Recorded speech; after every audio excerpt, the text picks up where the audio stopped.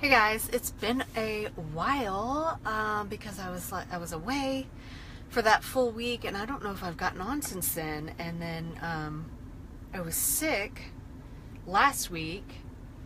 Anyway, so I feel like it's been like forever since I've gotten on here, but I just wanted to say, hey, what's going on?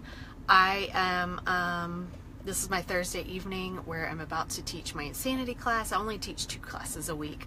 That's it. Most of what I do is my virtual online health and fitness coaching, and most of my workouts are at home. I just go and teach these 2, and I'm looking forward to. I haven't seen these guys in 2 weeks, so it's kind of exciting because we're like a little family, just like we are online. But it's kind of fun to see them face to face here once in a while. But I've been reading this book, and it's talking a lot about faith and fear, and I was just gonna hop on and it's feed your faith, not your fear. But sometimes we think faith is just believing. We just, oh yeah, I believe that's gonna happen, and I'm kind of doing a little here and there. But really, faith is action. Faith is an action word. So you can't just have the faith, you can't just have the belief, you have to actually move towards whatever it is that you're working towards, whether it be okay, you want to lose 5 pounds. You can't just pray for it. You can't just believe, oh, I'm going to lose 5 pounds. You've got to take action steps. You have to actually think about what you're eating. You have to think about what am I doing as far as workouts? How am I going to get to, lose those 5 pounds? I have to step in faith towards it. By dialing in my nutrition, my workouts, and then it will happen. But you can't just believe it's going to happen and pray for it and nothing happen. You know what I mean?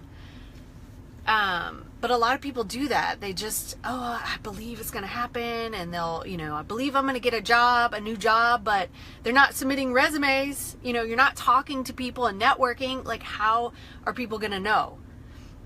I believe God works in a big, big way, but he's trusting you. He's saying, yes, I'm going to get you that job, or I'm going to open some big doors for you, but it's up to you to take the steps. It's up to you to start doing the groundwork for him to open up those doors.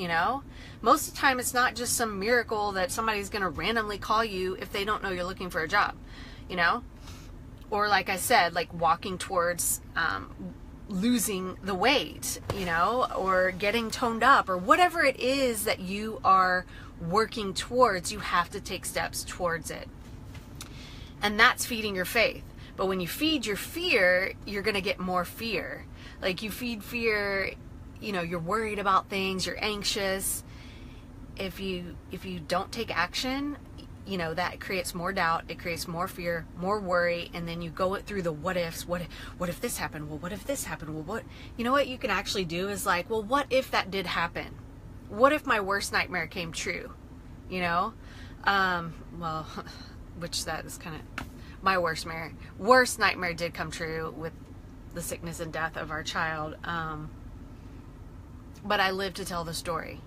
I'm still here.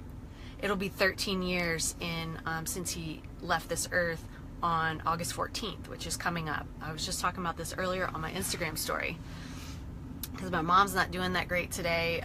She's having a hard time. We're having a hard time transitioning and moving her from even just a wheelchair to the couch to the car, whatever. And it just kind of brings up that grief and stuff like that.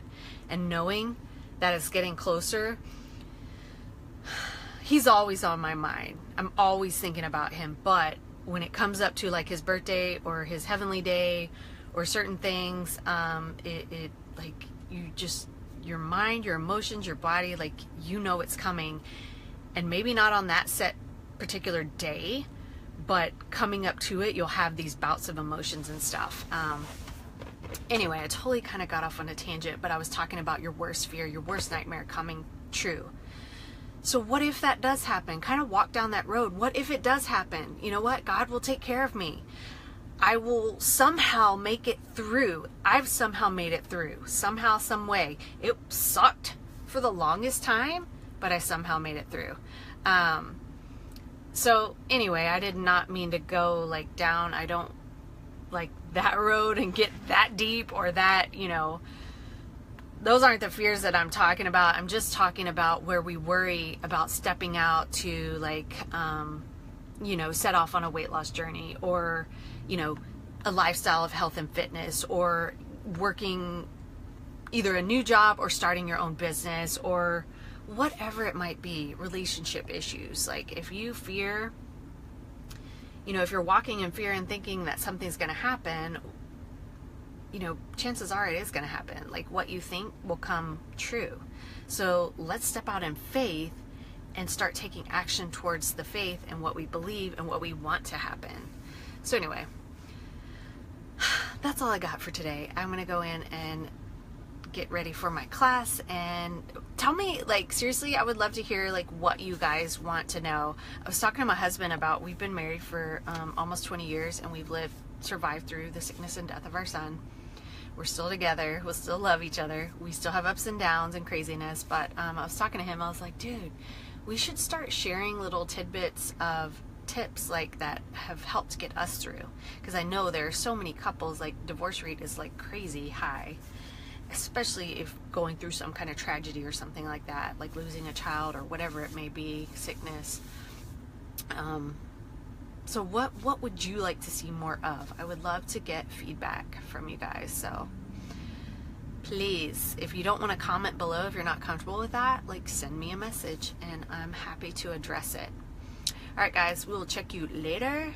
Love and hugs. Mwah.